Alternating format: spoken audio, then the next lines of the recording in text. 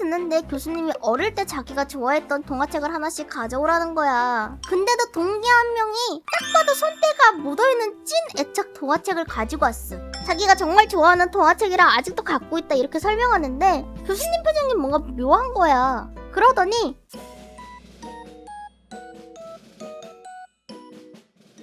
자, 12월달 요아야 12월 둘째 주 축하땀 2개째. 아 뭐야 너네가 해주는 거야? 오케이 렛츠고!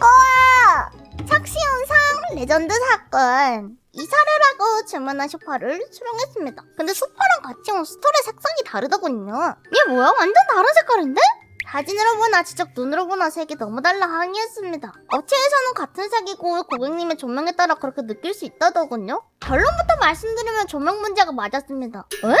제가 하도 항의한 일 업체에서 같은 색상의 샘플 가죽을 보내준다 합니다. 알겠다 하고 샘플을 받아서 비교해보니 에? 대박! 여기서 보면은 컬러감이 비슷해 보이긴 한다. 빗받아서 달라 보이는 걸로 보이긴 한다. 이렇게 보면은 바로 업체에 정말 죄송하다고 몇 번을 사과드렸었네요. 그 뒤로 항의할 일이 있으면 항상 조심하는 버릇이 생겼습니다. 우와 똑같네.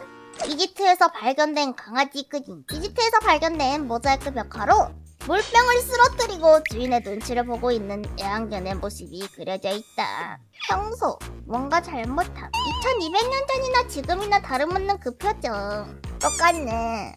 아이고 자식 먹었겠지? 버스가 다리를 뛰어넘은 사건. 1952년 12월 30일 런던의 78번 2층 버스가 타워 브리지를 건너던 중 교황이 갑자기 올라가기 시작했다. 이를 본 운전사 엘버트 건터는 정차하면 버스가 템즈강에 뛰어들 것이라는 사실을 깨달았다.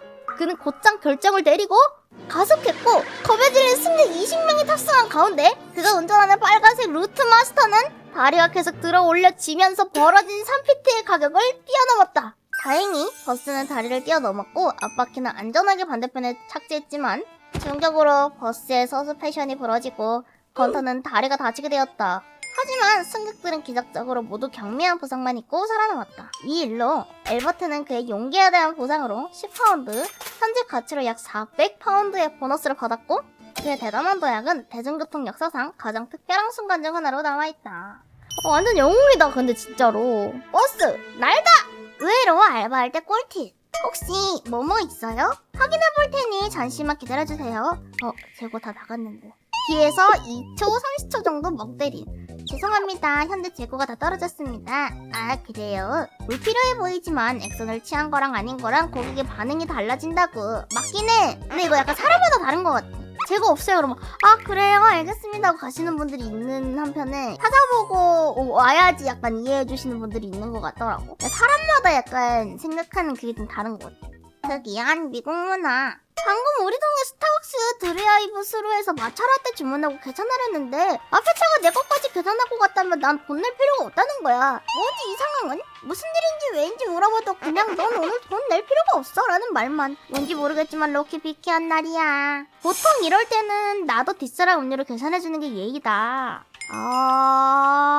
그래서 뒷차 거 계산할게 하고 바로 재빠르게 뒷차 뒤로 간 다음 겁나 비싼 음식을 주문하는 걸 유머로 쓴 적도 있다. 나 이거 뭔지 알아. 넥드라이버인가? 거기서 뒷사람 거까지 결제할게요 이래놓고 뒤에 사람이 결제하니까 빠르게 돌아가지고 치즈버거 세트 60개 치즈버거 밀크쉐이크 막 이러면서 서로 막 배틀하던 거 그 영상을 본 적이 있는데 그게 이런 문화 때문에 생긴 거구나. 이게 안 들키네. 내가 초등학교 5학년 때였어. 학교에서 형제학습 수업 진행할 예정이었고 그래서 참가비가 필요했었어. 각자 20달러씩 집에 가져오라고 했는데 난 집에 가서 30달러가 필요하다고 했지. 나머지 10달러는 내가 꼭 울어먹을 생각이었어. 근데 엄마는 내 말을 안 믿고 같은 동네에 사는 친구네 집 확인하러 갔지? 급 당황했어. 엄마가 돌아오시더니 나한테 수업 시간에 선생님 말 좀 똑바로 들으라고 화를 내셨어. 그 친구는 부모님한테 50달러가 필요했다고 말했다는 걸 나중에 알게 되었어. 이야 더한 놈이. 이게 더한 자식이 있었잖아?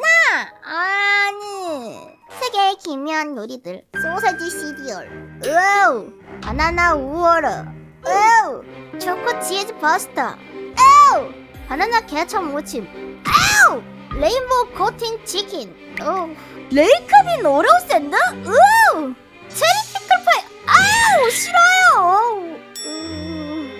일본에 사는 애기 둘 가진 48세 아버지? 네? 에? 48세 남성분 내 아버님이 약간 그거 생각난다. 오랑교보 사과클럽에 나오는 하루이 아버님 같아. 오잉. 아버님 혹시 저랑 야, 이 자식들아! 누군가의 동심이 된 사연. 유아동화 수업을 듣는데 교수님이 어릴 때 자기가 좋아했던 동화책을 하나씩 가져오라는 거야. 다들 20살이 넘었는데 집에 동화책이 남아있겠냐고. 그냥 서점 가서 아무 동화책이나 사왔지. 근데도 동기 한 명이 다음 수업 때 동화책 내용을 발표하는데 딱 봐도 손때가 묻어있는 찐 애착 동화책을 가지고 왔어.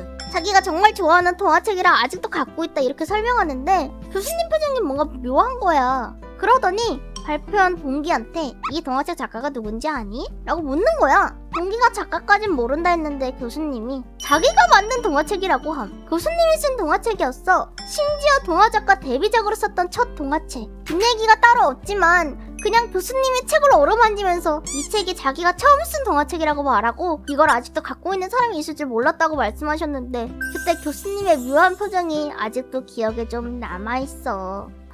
대박. 이건 진짜 근데 좀 낭만이다. 그죠? 뭔가 나라도 감동 되게 많이 받았을 것 같아. 야, 근데 너 나랑 친구냐? 아, 미안. 좀 불편했구나. 나 그냥 조금 친해지고 싶어서 말 많이 한 것 같아. 미안. 조심할게. 좋은 하루 보내. 아니. 너 여기 없는 것 같아서. 아, 그 친구? 야, 그럼 앞뒤 그걸 얘기했어야지. 그렇게 말하면 당연히 오해하지. 한 남자가 은퇴를 번복한 이유.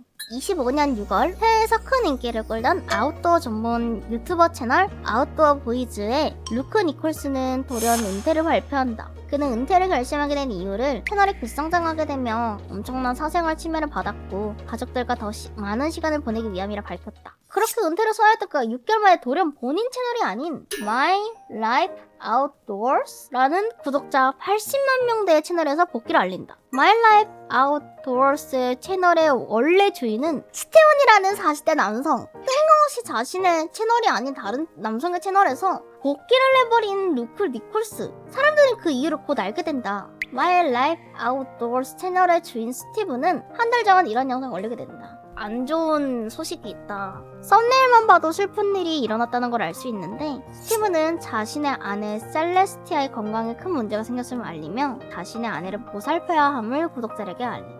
또한 꾸준히 1-2주 간격으로 올리던 영상을 이제 한 달에 한 편씩밖에 올릴 수밖에 없다며 미안함을 정하는 영상이었다.